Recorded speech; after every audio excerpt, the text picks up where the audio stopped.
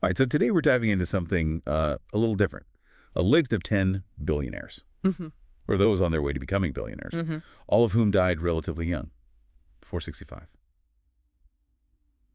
Beyond 65, now I know what you might be thinking. Are we just like morbidly Not curious? necessarily. I think what's really interesting about a list like this is that it gives us a way to look at success from a different angle. I mean, you've got these people who, on paper, hadn't quote unquote made it in a Right. way that few ever will, but their stories ended unexpectedly. And it makes you think about what does that kind of achievement really mean and at what cost? Yeah, it kind of makes you question that whole work until you drop mentality. I Yeah. mean, we're all striving for something. But this list is a pretty stark reminder that tomorrow isn't guaranteed, even when you've got billions in the bank. Exactly. And I think that's where the real value of this deep dive lies. It's not just about gawking at tragedy. It's about understanding the nuances of these people's lives. What choices did they make? What pressures did they face? Did their wealth contribute to their untimely deaths? Or were there totally separate factors at play? These are all questions worth thinking about, even if we're not all billionaires. Okay, so let's break down this list a bit. Instead of just going person by person, which can get a little repetitive, we've kind of grouped them thematically. So we've got a few folks Mm-mm. who were taken by sudden health issues, some whose deaths are kind of shrouded in mystery, and then others where the circumstances are a little bit more complex. Sounds like a good plan.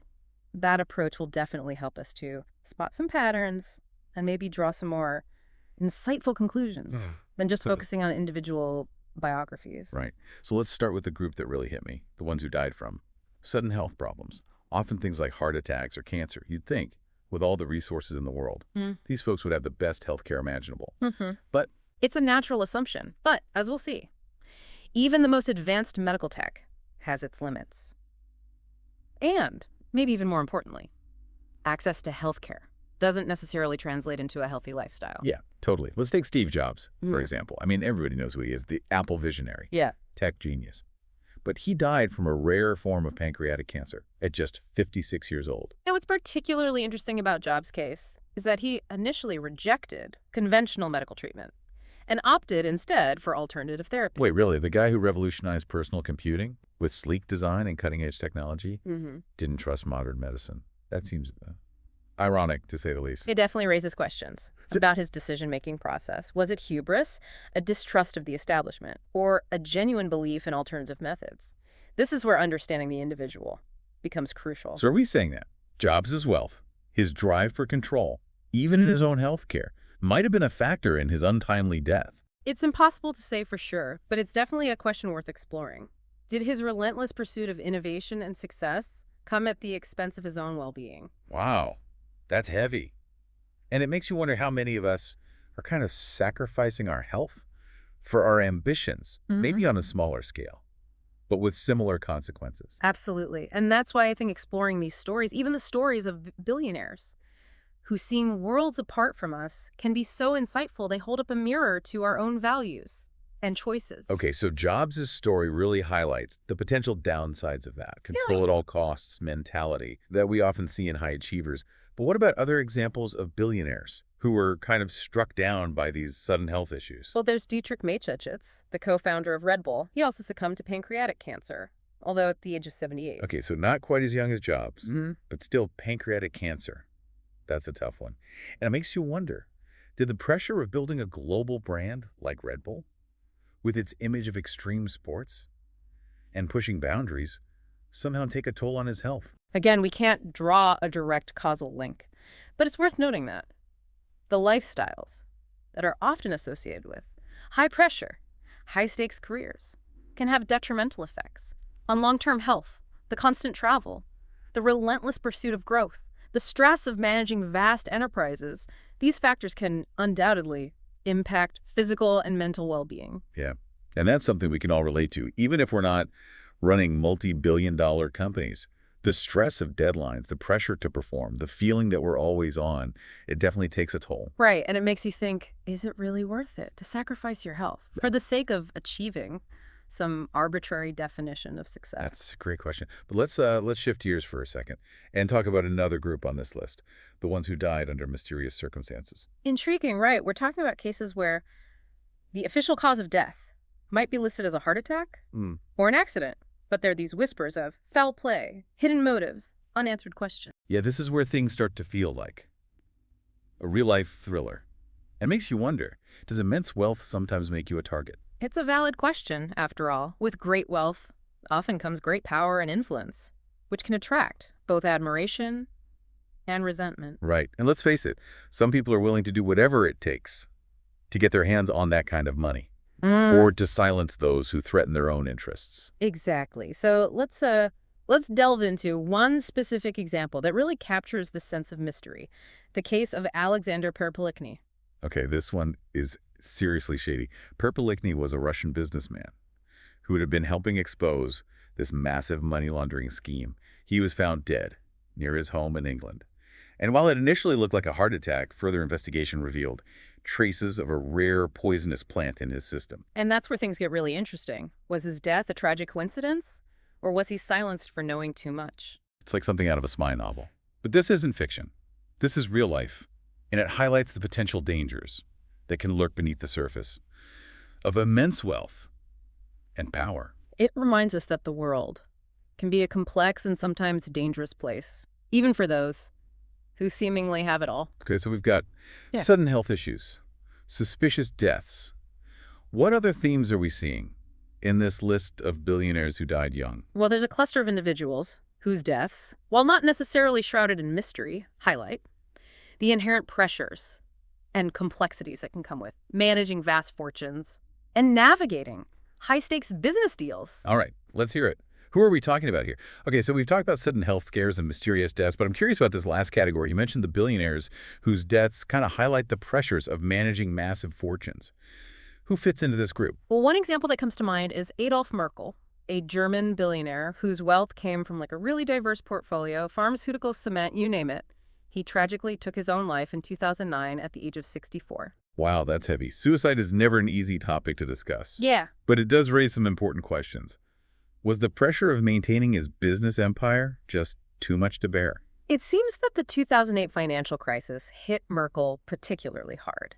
He faced significant losses and was reportedly struggling to cope with the potential collapse of his businesses. So even with all his wealth, he wasn't immune to the devastating effects of a global economic downturn. Exactly. It's a stark reminder that financial security, even on a massive scale, doesn't necessarily equate to like stability or emotional well-being. It's almost like the higher you climb, the farther you have to fall, right? That's a good way to put it. And it brings us back to that core question, what is the true cost of success? Is it worth sacrificing your mental health, your relationships, even your life in pursuit of wealth and power? Those are tough questions, and I don't think there are easy answers, but it's definitely something to think about, especially for those of us who are driven to achieve big things. Absolutely. And speaking of driven individuals, there's another case that kind of fits into this category, Kimball Musk. Wait, Elon's brother. I know he's an entrepreneur, but I thought he was doing pretty well. He was, in fact. Kimball had a diverse range of ventures, from tech startups to sustainable farming. He even co-founded a chain of restaurants called The Kitchen. But tragically, he passed away unexpectedly in 2017 at the age of 49. 49? That's way too young. What happened? The cause of death was never officially disclosed, which adds another layer of mystery to the story.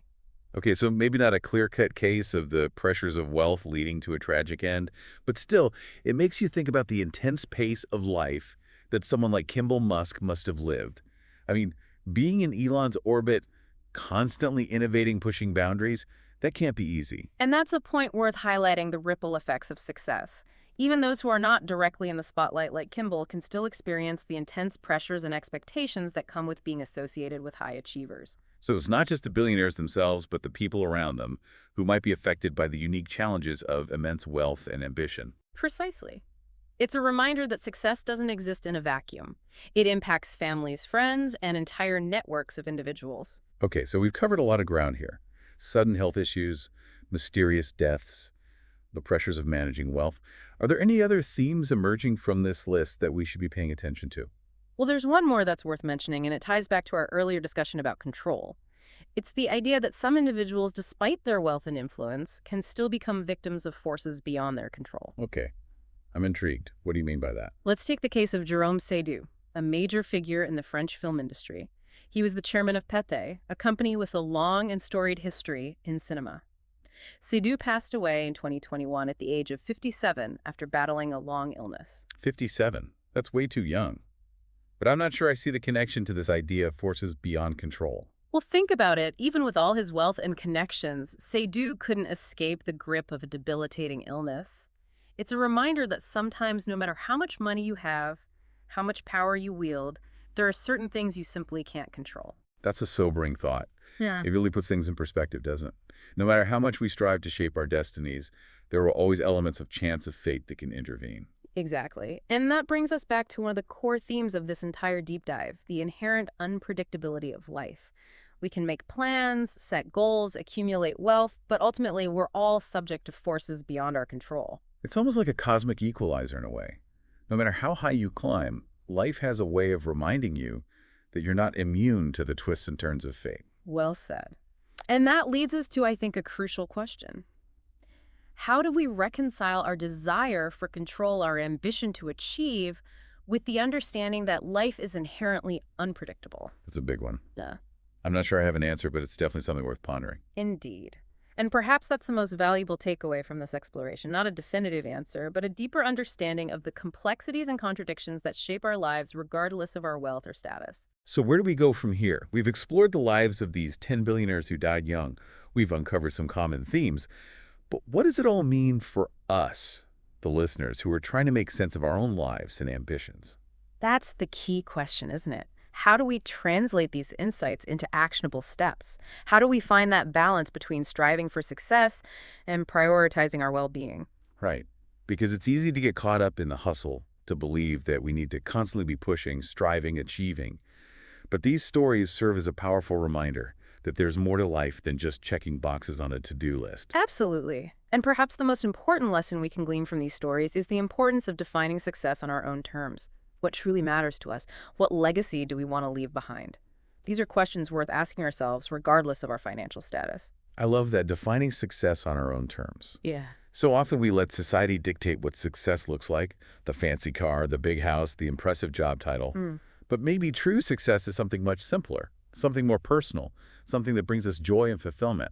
Exactly. It's about finding that sweet spot where our passions align with our values, where our work feels meaningful, and where we have the time and energy to nurture the relationships that matter most.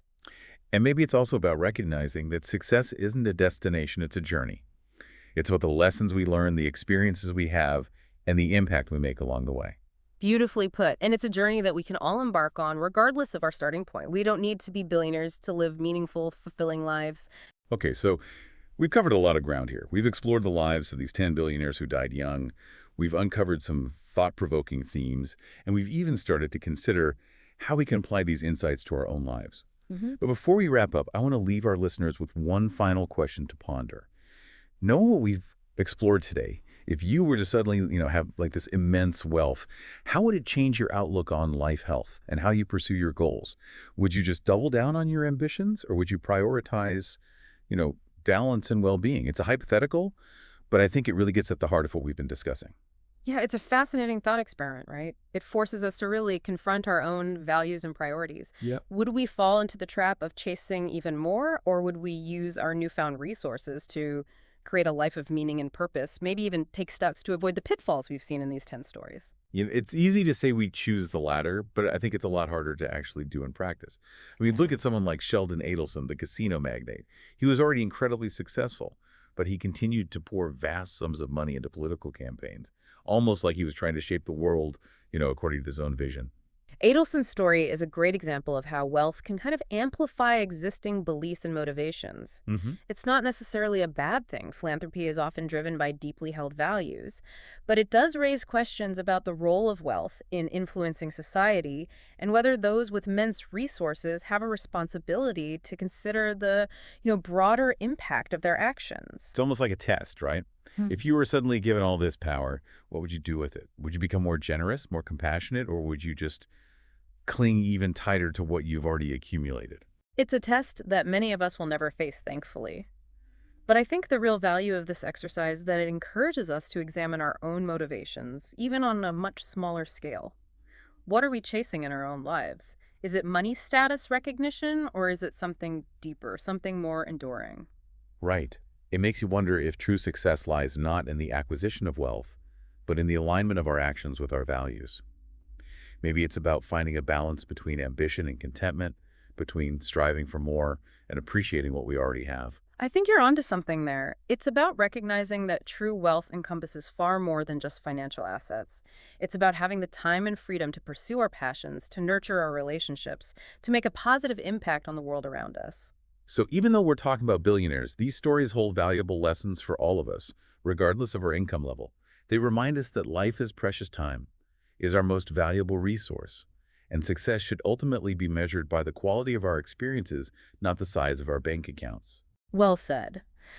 And I think that's a perfect note to end on. We've explored the lives of these 10 remarkable individuals. We've grappled with some complex questions, and hopefully we've all gained a deeper understanding of the, multifaceted nature of success and the importance of living a life that aligns with our truest selves. I know I have, and I hope our listeners have too. So until next time, keep exploring, keep questioning, and keep diving deep.